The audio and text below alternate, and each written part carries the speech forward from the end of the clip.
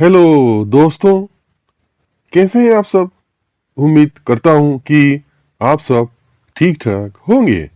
मैं भी ठीक ठाक हूं। दोस्तों, आज हम इन एपिसोड में डिस्कस करने वाले हैं कि कैसे आपकी हाथ की चंद लकीरों में छुपा है आपका प्यार।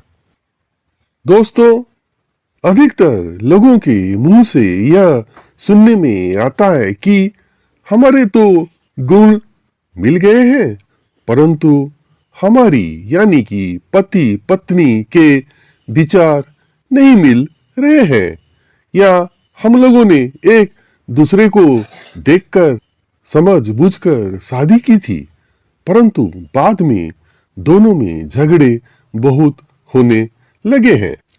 दोस्तों, आप हस्तरेखा के द्वारा होने वाले धोखे, मंगेतर के बारे में या प्रेमी प्रेमिका के बारे में जान सकते हैं।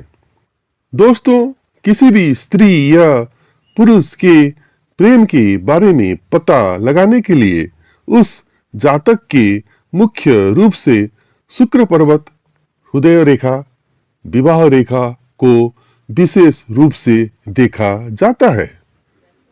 उन्हें देखकर किसी भी व्यक्ति या स्त्री का चरित्र या स्वभाव जाना जा सकता है। दोस्तों, शुक्र क्षेत्र की स्थिति अंगूठे के निचले भाग में होती है। जिन व्यक्तियों के हाथ में शुक्र पर्वत अधिक उठा हुआ होता है, उन व्यक्तियों का स्वभाव विपरीत सेक्स के प्रति तीव्र आकर्षण रखने वाला तथा वासनात्मक प्रेम की ओर झुकाव वाला होता है। यदि किसी स्त्री या पुरुष के हाथ में पहला पोर बहुत छोटा हो और मस्तिष्क रेखा न हो, तो वह जातक बहुत वासनात्मक होता है।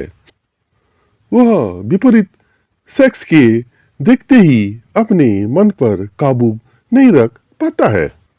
दोस्तों, अगर अच्छे शुक्र क्षेत्र वाली व्यक्ति के अंगूठे का पहला पोर बलिष्ठ हो और मस्तिष्क रेखा लंबी हो, तो ऐसा व्यक्ति संयमी होता है।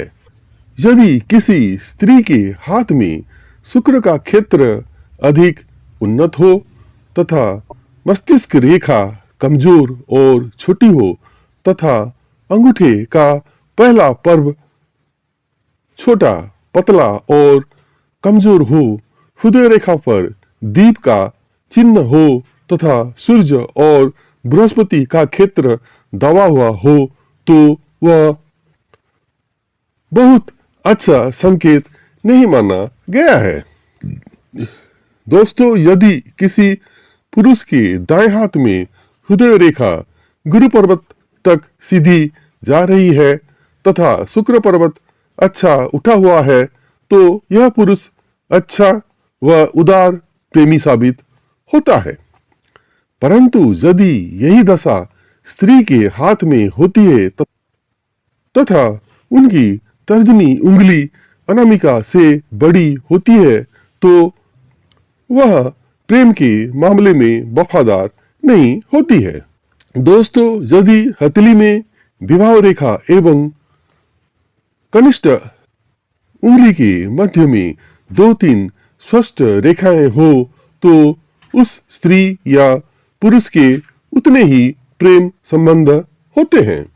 यदि किसी पुरुष की केवल एक ही रेखा हो और वह स्पष्ट तथा अंत तक गहरी हो, तो ऐसा जातक एक पत्नी व्रता होता है और वह अपनी पत्नी से अत्यधिक प्रेम भी करता है।